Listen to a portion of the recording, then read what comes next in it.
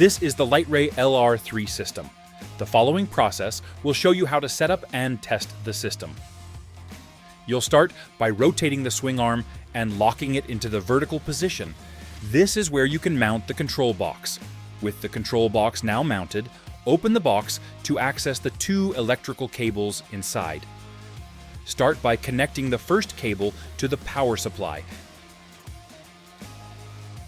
Then connect the opposite end to the side of the control box. Next, take one end of the second cable and connect it to the top of the control box. The opposite end of the cable needs to connect to the side of the reel. Then, thread the back pressure gauge to the top of the control box. Locate the clear air hose connected to the side of the machine and thread it to the back pressure gauge. Locate the short gray air hose and connect it from the air-water separator into the air-in fitting on the control box.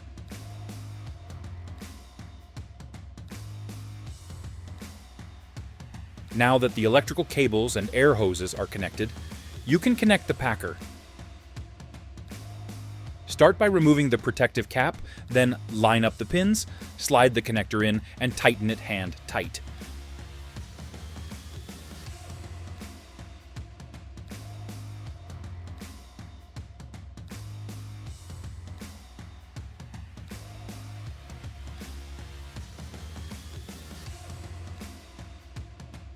Ensure that the pressure vacuum switch is switched to vacuum, and then connect the compressor line.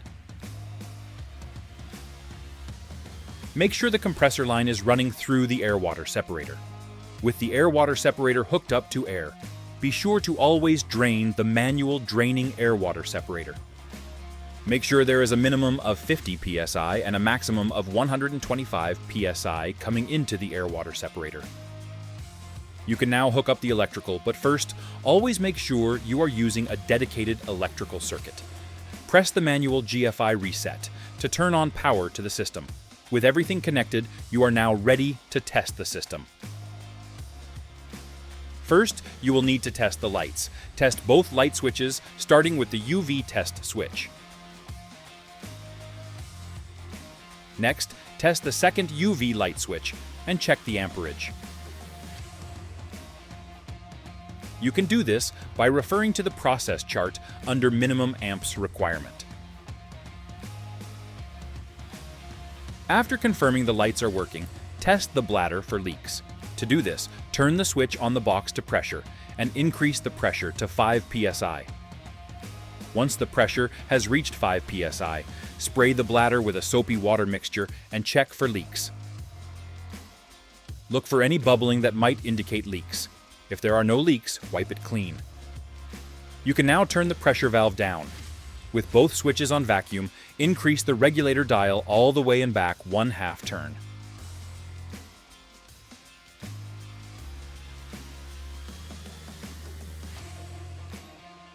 From here, perform one more test to ensure there are no leaks in the packer. To do so, place the packer into a containment pipe and test it using the back pressure gauge.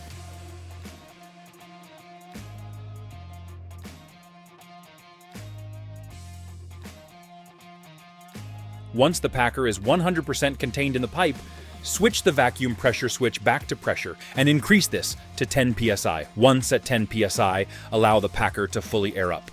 This may take 1 to 5 minutes, depending on the length of the packer. Now that it's holding at 10 psi, switch the valve and read the back pressure gauge to see if there is any pressure loss. As you can see, there is 0 pressure loss, so this packer is good. A small amount of pressure loss is allowed, but if you notice a large drop in pressure, you might need to replace your bladder. Now you can switch the valve back in line to allow pressure.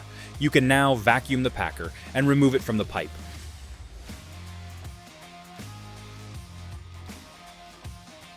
The packer is now fully tested and ready for use.